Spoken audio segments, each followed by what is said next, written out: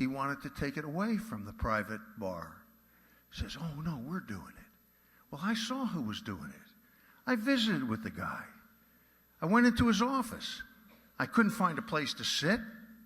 Files were stacked all over the sofa. He was in charge of all of it. I spent $11 million, never got back all $11 million, but I got a lot of satisfaction. And I taught a lot of guys how to do it, and they've been doing it great since. Now they're after the class action. In 1960, we decided that was a good one to put into the public. I set up seminars. We taught people.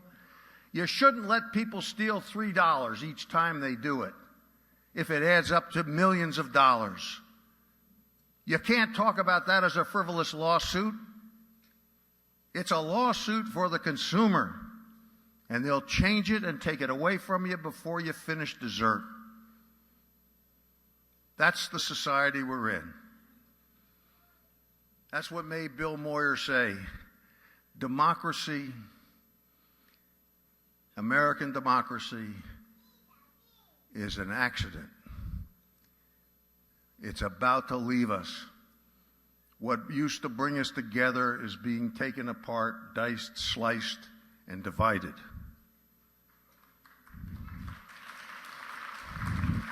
I can vouch for Barbara Boxer. One day she told me, the reason I'm in politics, Herb, is I heard you speak in San Rafael. I thought, well, I got something how to run for governor. You never know what's going to happen. John Burton was at my place. We're talking. We're both crying. This was before gay marriages got approved.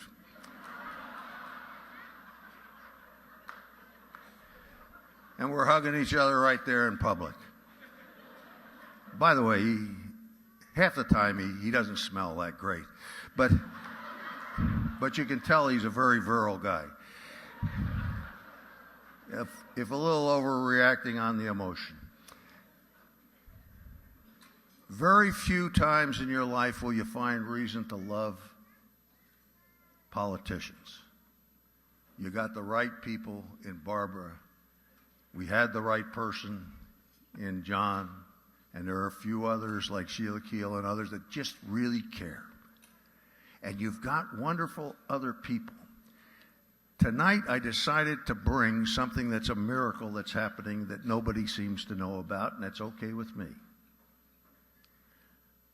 A few years ago, Bob Balzer and I decided that if the 7 newspapers that he was publisher of would help us in promoting them, we would put on concerts where I'd pick up all the tabs, but the people would have to sell the tickets. They'd have to work so that at the end of the day they developed muscle. And they didn't just learn how to beg, they learned how to do. There are 100 heads of charities in this room tonight. I'd like you to give them a round of applause. They're my guests.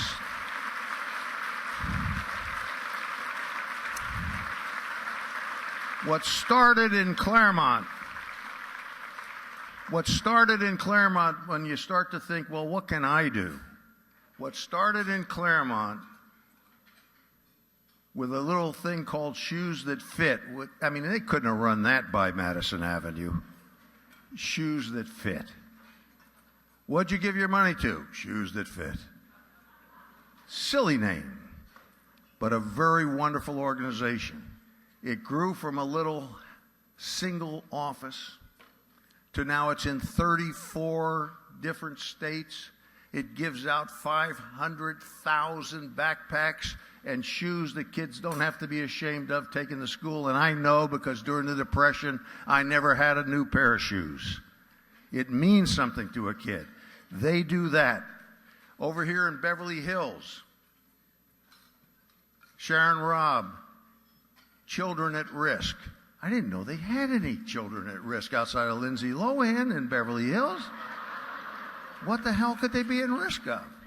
Not getting a Gucci handbag for their birthday? Well, they're there. You have to be an anthropologist to discover them, but they're there hanging out. She never sold tickets in her life. She sold 400 last year. She wants 800 this year. We have, right, Bernice? Over 15,000 people wanting tickets for our concerts this year. We had to add an extra night and then turn down 3,000 people. How many of you had even knew or heard that was happening? See? You don't have to be in the paper. You just have to do it. Just do it. You don't have to do everything. Just do something. Now, I wanted my gentle, caring, loving people that I work with all the time in Shoes That Fit, gang programs, drug programs, rehabilitation programs, gang programs, caring people. I wanted them to meet some of the most obnoxious, porcupine-laden people I've ever met in my life. Jamie's group. They don't belong to any club that'll advance their career because they don't want to be able to have to be nice to those people when they finally get around to screwing everybody else. These are the people who rage for justice. These are the other side. And I thought, how do I justify them, these undiplomatic people that just get in your face and scream at you? These girly men. How do I explain them to my other gentle people? To the Flying Doctors of Mercy, who now joined our concerts, who won the Nobel Peace Prize for serving in Darfur and all the places in the world. Here tonight, by the way. Let's hear it for them.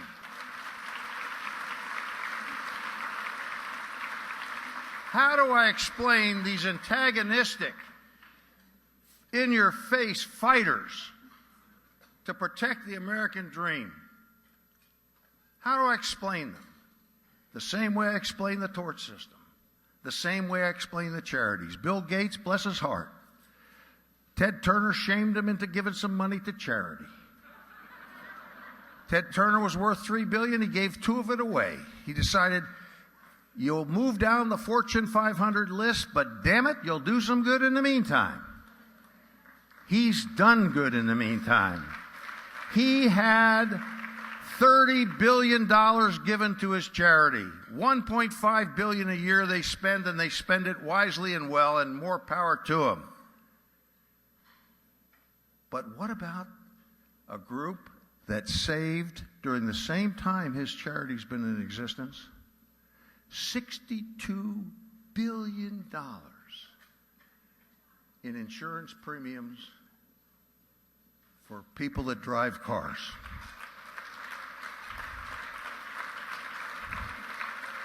Who can use that money to feed their kids and send them to school and whatever else happens.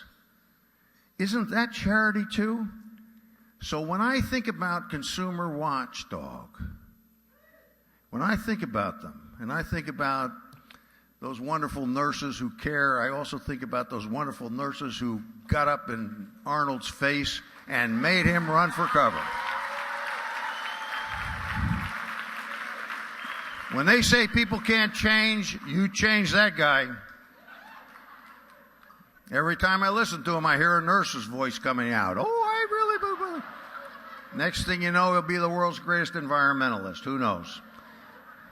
But the point is, what are these people? Well, my friends, the doctors, the Flying Doctors of Mercy, you know that the greatest protection against the viruses that affect the human body is the immune system. When the immune system goes to work, you don't want it negotiating. You want it killing those little bugs. You call on the special forces. Go get them.